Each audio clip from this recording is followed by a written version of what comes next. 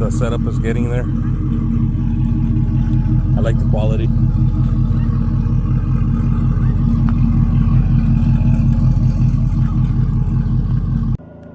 Throwing on some solder. Put the switch inside the truck. That way I could control the pump.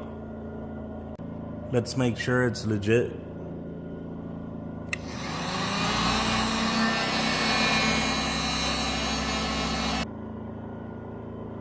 So there's the setup.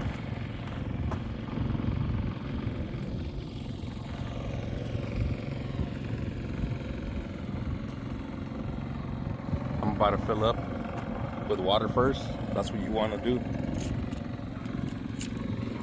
This is the wiring that I did. It was too short because it was meant for a ATV actually. So I just had some 14 gauge wire laying around and soldered everything up, crimped a couple with some good crimpers and heat shrink. I try to do it on a budget. This doesn't have to be fancy as long as you know you did it right. Do it right as far as it not being loose or loose crimpers where they just don't hold and the wires come apart. They got to be sturdy. I ran mine through the back window. Right through the back window. Off to the side. That way in case I have to get off the truck, I don't have to deal with this cable on my side. So I put it on the passenger side. Ran it up through a hole that I have right now currently on the truck through the firewall.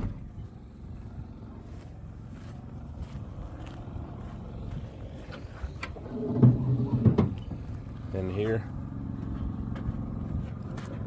I have a little sound system, so they're just regular speakers like some Alpines, just for boys.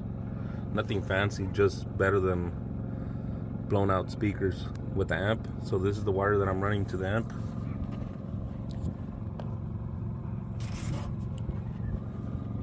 Running it through the firewall too.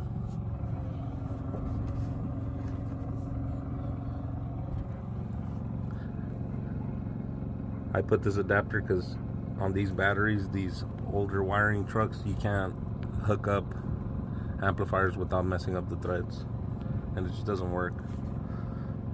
So mine went out and I put this one. This one's still stock.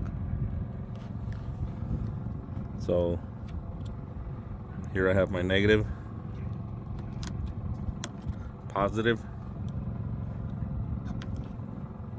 Got a fuse in there. Comes with the 15 amp. Don't put anything bigger. If it's blowing out, something's wrong. Don't go higher than a 15 on a 14 gauge wire. You can use speaker wire.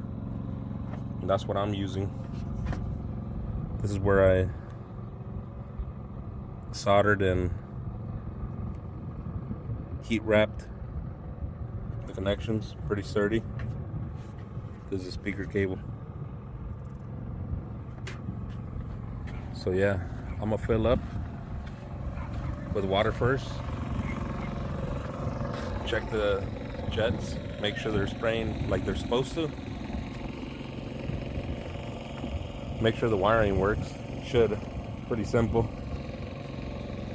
Don't put any chemicals yet because you might have leaks somewhere where you might not imagine. These are the jet nozzles.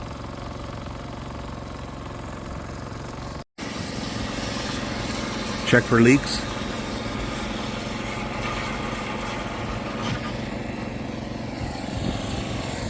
This is one spot where it can leak. It comes with a cap and a little seal. Make sure you have the little seal in there. Make sure it's tight too. Not too tight, but tight enough. I haven't turned anything on the pump, but make sure everything's off. Down position is off. The wand. You also have the wand. Make sure that when you spray, no water comes out.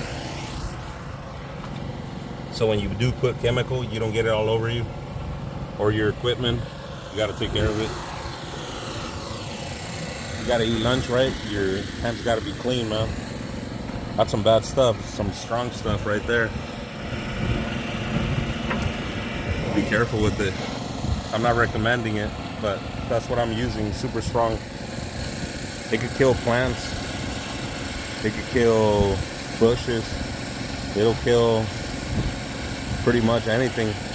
Trees. So you definitely want to be careful on how you use that product. But that's what I'm using.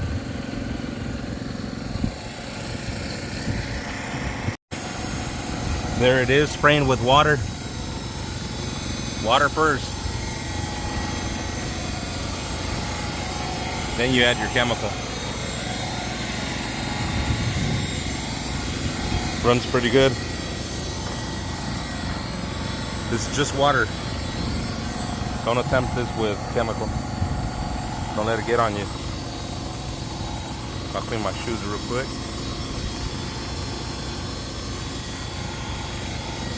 This is just water, like I said. Keep saying it. That's pretty dangerous if you do that with that.